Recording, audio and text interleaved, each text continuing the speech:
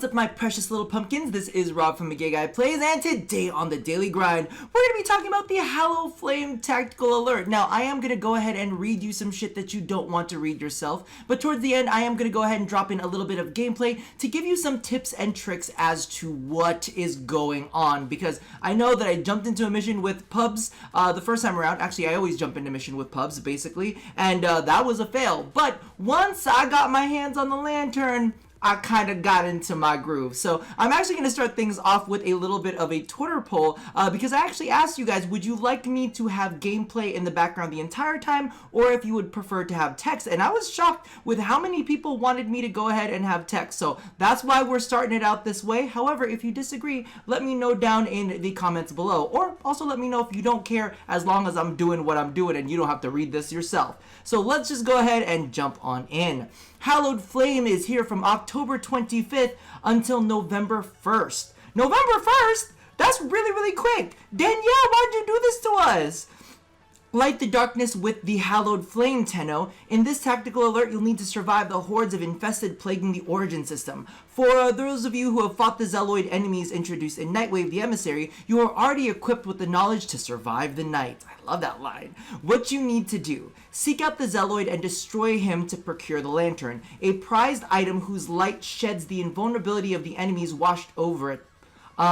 Keep the lantern charged for the required amount of time by killing enemies. Do so successfully to extract and earn rewards. Number 1. Play the corresponding Hallowed Flame nodes to earn the rewards. Number 2. The final node is the Endurance mode. Play as long as you want. And I'm going to tell you right now, I actually really fucking like the game mode.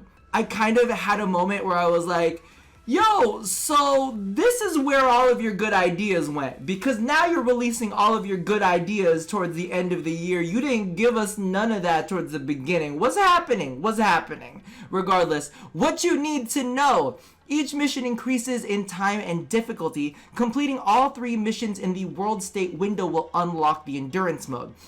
You can extract at any point in time after 5 minutes, but since this is an Endurance mode, see how long you can go. A single lantern is dropped from the Zealoid, so if you're running the missions in a squad, some coordination between you and your teammates is involved to make sure you stay within its light. Keep in mind that whoever picks up the lantern will be the center point of its light. A blue indication on your map will show you where the light is located, so you can see that right there. Maintaining the lantern's charge means you will also maintain its range. Geez, I probably should have read this article before I just jumped into game and did it. If the range starts to dip, so will the lit area in which you can clear enemy invulnerability. New hordes of infested will be detected around the map to help you keep the lantern charged. Follow the markers when it appears. You can also open up the map to see where the areas are located. Destroying pumpkin containers spread across the map also contributes to charging the lantern. Now here we go with the rewards. Surviving each mission tier will earn you the following rewards: an Orokin Catalyst on Mission 1, Forma on Mission 2, or a Forma on Mission 3, and in the Endurance mode you can get your hands on the Neighborous Ephemera, which is the bat one. Which, by the way, don't you like that Neighborous is like totally a thing, because we have like I call them dragon wing shoulder plates. But you know what I mean? Now it's kind of like bat wings and it goes with a bat theme. Just saying, if you're trying to get your Batman cosplay on, you might want to invest. If you manage the necessary single run score of 900, which is 15 minutes. Now, to be completely honest with you, as long as you have a decent team by your side and you guys are well coordinated, keep in mind I did do this in a public group and we did not talk that much. There was no waypointing. Well, we did talk, but we talked about like, good job, you know, we saved Halloween, but not like, guys, get over here right now. We're not that serious. But literally, we were able to keep everything topped off pretty easily. Now, clan information. Sorry. Clan leaderboards will be available during, hold on. Searching for the caches in the mission, because there are caches in the mission, may yield you some special Hallowed Flame goods, including Kuva or the Day of the Dead sigil. Be mindful though, you'll have to balance keeping the lantern charged while doing so. Stay vigilant of how much charge is left in the lantern. Now for clan information. Clan leaderboards will be available during Hallowed Flame. Even though this is a tactical alert, we want clans to take their shot at the top of the boards. How long can you and your clanmates survive the infested onslaught? Clan scores are determined by the total sum of each participating clan member's single best run. These leaderboards do not include scores from the members that joined after the operation started. So, just an FAQ. How do I participate in Hallowed Flame? Simply go to your navigation console and click on the Events tab to see the active Hallowed Flame nodes. You can also travel to Earth to access them. Will the Neighbor's Ephemera return after Hallowed Flame? This item will be a seasonal special similar to our Day of the Dead goods. You can expect to return it during our annual Halloween events. Are there any clan trophies awarded for Hallowed Flame? Since this is a tactical alert and not an operation, there are no trophies. Hallowed Flame is a fun Halloween-themed event to celebrate the spooky season. Clan members can get together to reach the top of the leaderboards. Can the lantern be dropped and passed on to other squad members? Yes, same as if you are carrying the data mass in mobile defense. If you swap from your secondary weapon, you will drop the lantern. Oh, I was in melee the whole time. Okay, that makes more sense. Does a lantern need to be picked up to work? The lantern will work if left on the ground, but you may need to pick it up and move it to the new horde areas so you can maintain its charge. So that's all the text that they have for us. Let's go ahead and jump into some of the tips and tricks that I have for this. Like I said, the very first run was one where I just jumped into a group that was already going and literally failed without knowing what the hell was going on. So I went ahead and jumped into the next mission. Happily, I found myself in a very friendly group of people that were actually chatting. People talk. I felt engaged.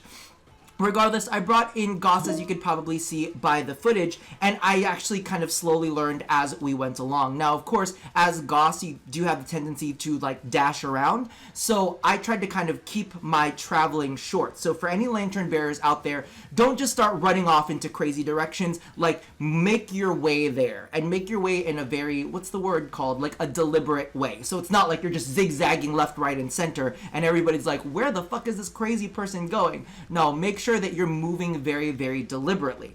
Another thing that I do want to start things off with is, oh my god, enemy radar, enemy sense, primal instinct, all freaking fantastic for this mission. So the first mission I was in, I didn't bring any of that. I was just like, let's make this happen. I gotta go record a video. And then as I stuck with the same group, I was like, give me a second, let me swap things around a little bit. So I went ahead and put in a little enemy radar, and it really made it visual as to where the hordes were coming from. So as the lantern bearer, it really helps to kind of like move to where the hordes are and to kind of keep your eyes out. Also at the same time, visually keep your eyes out, because all of the hordes will have like a little bit of a red glimmer in the darkness to them, so you can kind of make them out yourself. So if maybe you got into mission and you don't have it, or I don't know, but that is one of my biggest tips. Put on some enemy radar. It's absolutely fantastic. Now, I really loved Goss for this because he had short dashes. So he could get into places very quickly, but also not necessarily just zoom into a completely different area, right? So basically what would happen is I would kind of like zigzag a little bit, just in the same area, so that I could get to specific hordes and keep the lantern fueled. The other thing that I do want to make a big deal is, as you're transitioning from one area to another area, because you'll notice a red mark on your map where the hordes are, but whenever a new horde appears, you're going to go into that red. I actually found it very easy to actually go a little bit slower, because the enemies would swarm you and kind of congregate around you. So what would end up happening is, as these enemies like would congregate around you, you could kind of make your way to the next place while keeping your lantern lit very easily. I absolutely love that. The next thing that I want to say is, if you are a Goss or if you are a lantern bearer, AoE abilities that you can lay on the ground that have duration will also give you a clue very quickly as to where enemies are coming from, because as many visual cues as you could possibly get for this game mode are fantastic. So I actually laid down Goss's AoEs towards the end, and I could see, even if I wasn't hitting enemies, the 000 ticks for invulnerability, and I was like, okay, I can head that way too. So as many cues as you can possibly give yourself to make it very aware of where you should go next. So those are my big things that I want to definitely put out there. Also, at the same time, be aware of where your teammates are. So sometimes maybe like I've noticed when the enemy radar was going off, I couldn't see anything on the map. So what I would do is I would look for where my teammates were, and I would kind of congregate with them, keep the light on them, and then as enemies kind of went in, I would steer the group in the directions again. So it was really fantastic. I had a great time with this game mode. I don't think that there are really many more tips. I'm actually probably going to jump on stream later and do the endurance mode with people on stream. But if you guys have any other tips and tricks you want to go ahead and add in the comments below, make sure you go ahead and do that as well. I'm gonna be real with you, I'm having a lot of fun with this game mode. Also, if you have any recommendations for Warframes, because I remember at one point we actually had a Cora with us who would lay down her doom, what is it called? Oh my god, her Strangle Dome